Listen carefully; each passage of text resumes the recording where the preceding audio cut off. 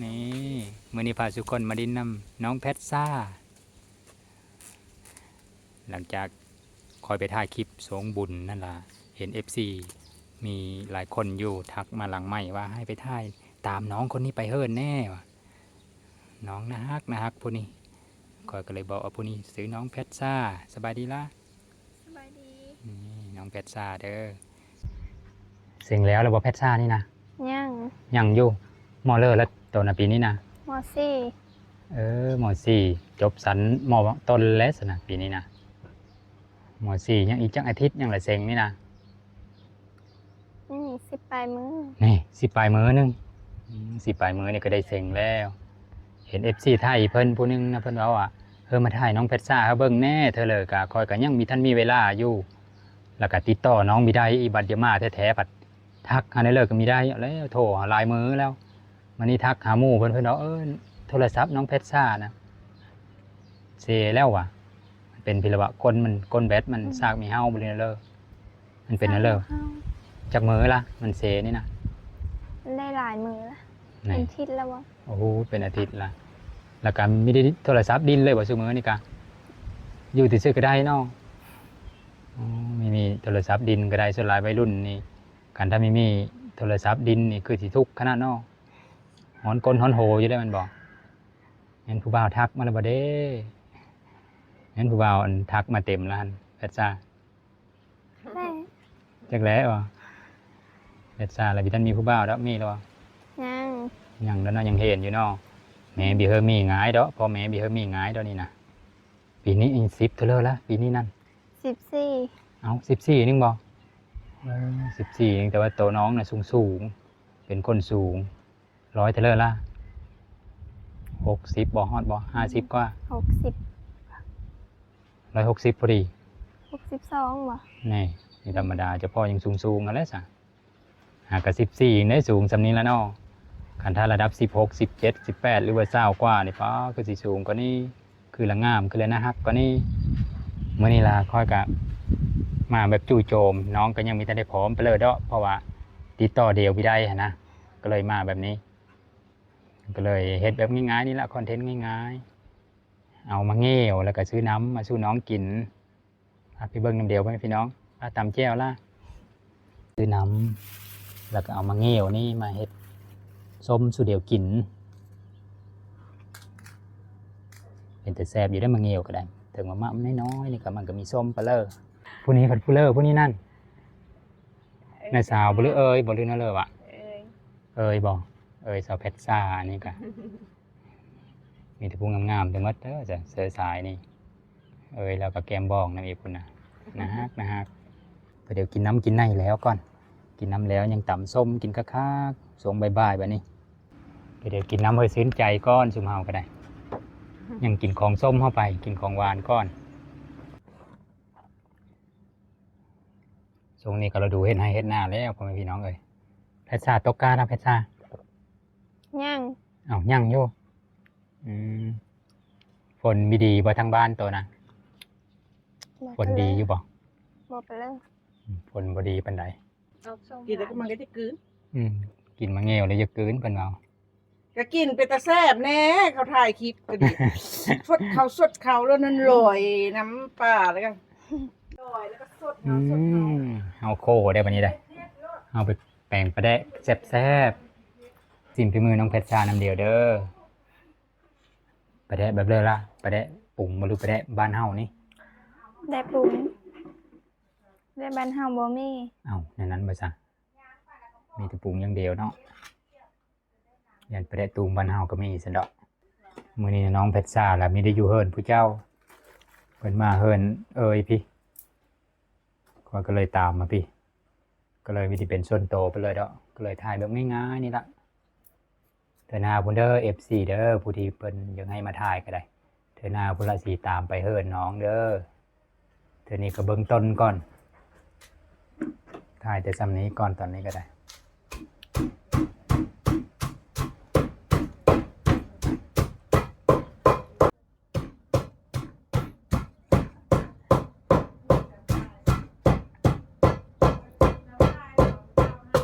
เสิร์ฟไปแน่ล่ะเสิร์ฟมาคิด แป้งโนน้ำตาลโลโกเทม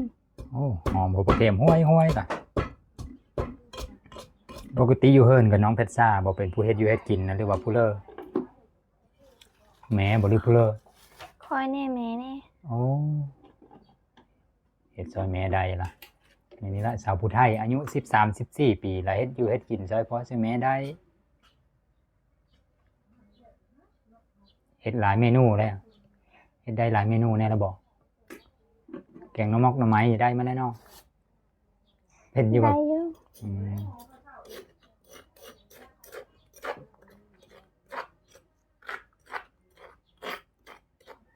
มันน้องเพชรซาตกกาละเบาะในเด้ออย่าไปเบิ่งในเด้อ ได้ อย่าลืมแชทเบาะจังได๋โทรศัพท์ก็ยังมีทันได้ใดซ้ำมีได้ไปซ้อมไปแปลงเลยบ่ ไปแปลงแล้ว เขามีทันได้ ทันได้แล้ว มีทันได้แล้วอยู่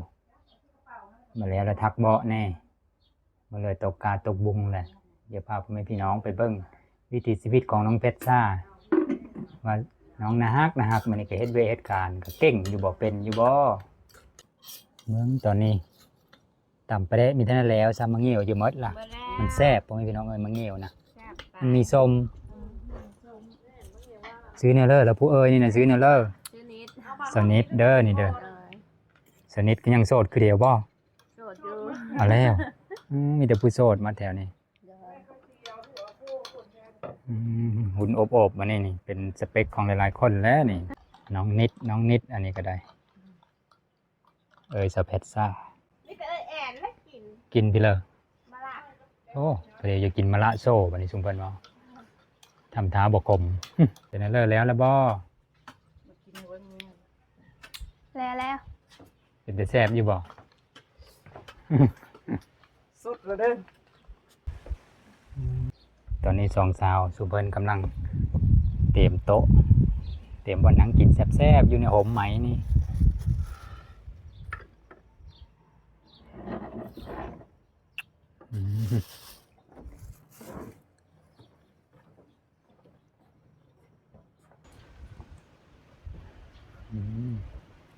อะไร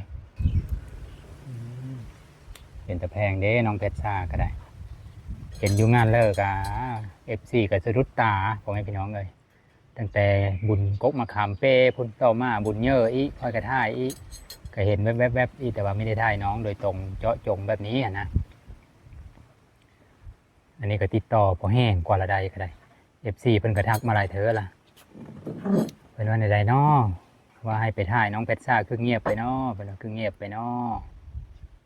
วันนี้ก็ติดต่อน้องหาก็ได้บัดน้องไปซ้อมโทรศัพท์มาได้ก็สบายเนาะติดต่อเดียวอย่าไปถ่ายย่ำเลิกกันคันถ้าน้องวางก็ได้ไปถ่ายได้บัดเซ็งแล้วนี่ละไปสิเลิก มาเฮ็ดเวทซอยเอ้ยนี่แหละ อย่าน่ะไปทำงานหม้องอื่นนี่แม่เนาะ บ่ แล้วก็เฮ็ดหน้าน้ำเนาะ โดย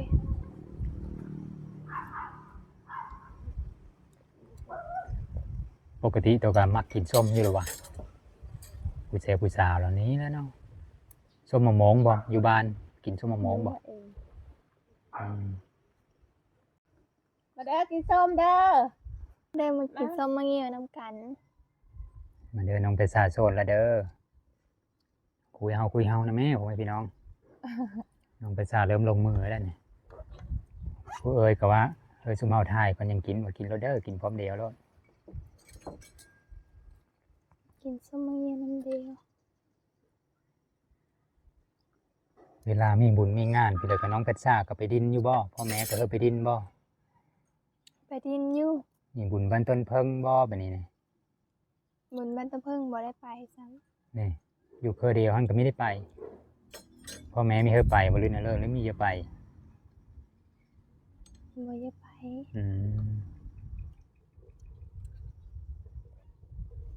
คุณน่ะ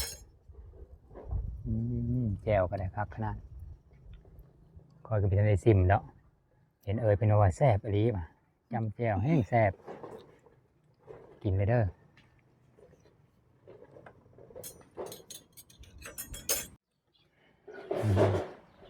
ซิมมันก็น่าเป็นอะไร หวานแล้วเนาะมีทันได้จิ้มก็ได้ก็ได้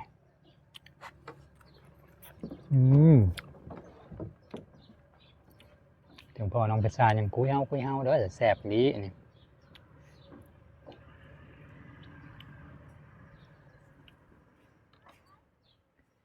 น้องเพชรชาก็เห็นเก่งอยู่วันนี้นะ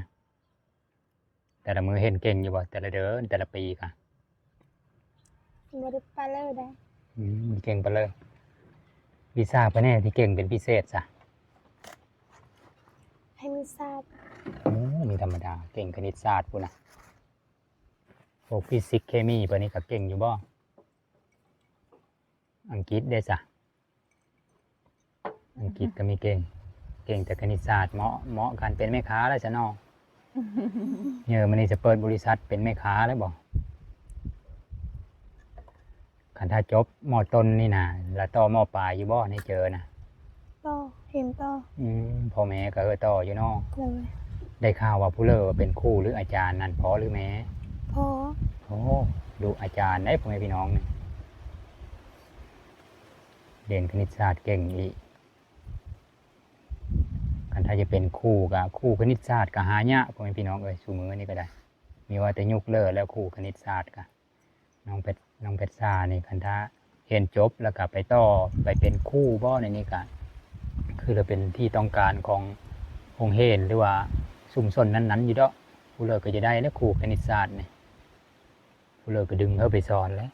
แถมนั่งหน้าตาดีน้ำอีคันถ้าเห็นจบก็อาจจะเป็นพี่เลอตอนนี้ที่คิดไว้จะเป็นพี่เลอ เป็นตำรวจ โอ้เป็นตำรวจพวกเก่งคณิตศาสตร์เนาะได้อยู่แล้ว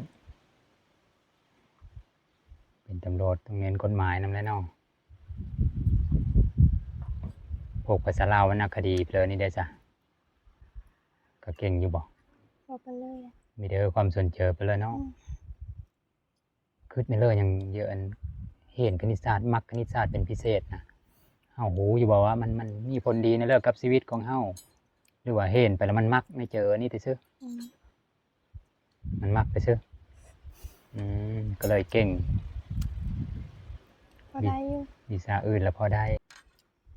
บัดนี้นะสิยั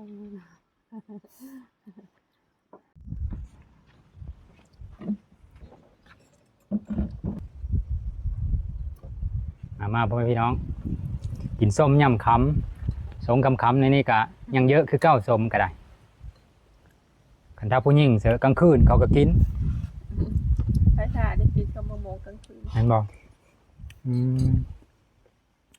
น้องเป็ดสามักส้มอะไรสัก สีนอนอะไรยังวะกินส้มก้อนเลยจ้ะ ป้าดอกยังโซนเดียวกินส้มอยู่ กินส้มมะม่วง ส้มมะม่วงยามนี้ก็มีมะขอแล่นหรือว่ามีมะเงี้ยวแล้วก็กินส้มมะเงี้ยวแทนมะม่วงจะเกยจะมดแล้วมันสุกแล้วส่วนหลายมดแล้วดูมันล่ะ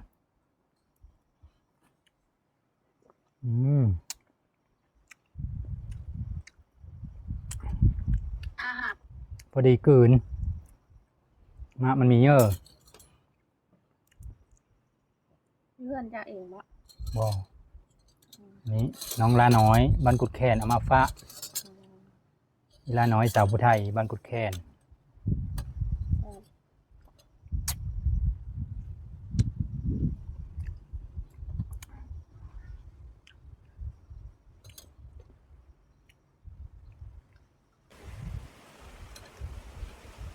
วันนี้ก็สิได้เฮอน้องแพทซ่า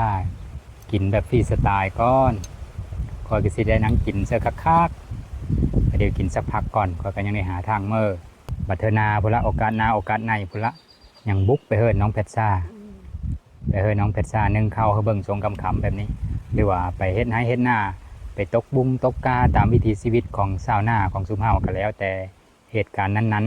ๆบัดติดต่อเดียวได้บัดโทรศัพท์น้องเพชรซ่ากลับมาดีได้ปกติพุ่นละตอนนี้ยังเสองคะอยู่ยังอยู่ห้องหมออยู่เดี๋ยวซอยค่าบัตรเติมเงินน้องเพชรซ่าก่อนเล็กๆน้อย ใจ ๆเอาเป็นว่าคลิปนี้ก็สำนี้เด้อพ่อแม่พี่น้องเด้อแล้วก็ขอขอบพระคุณนำ FC หมดทุกคนที่รับชมโฆษณากะเดี๋ยวคลิปหน้าพอได้ใหม่เด้อบ๊ายบาย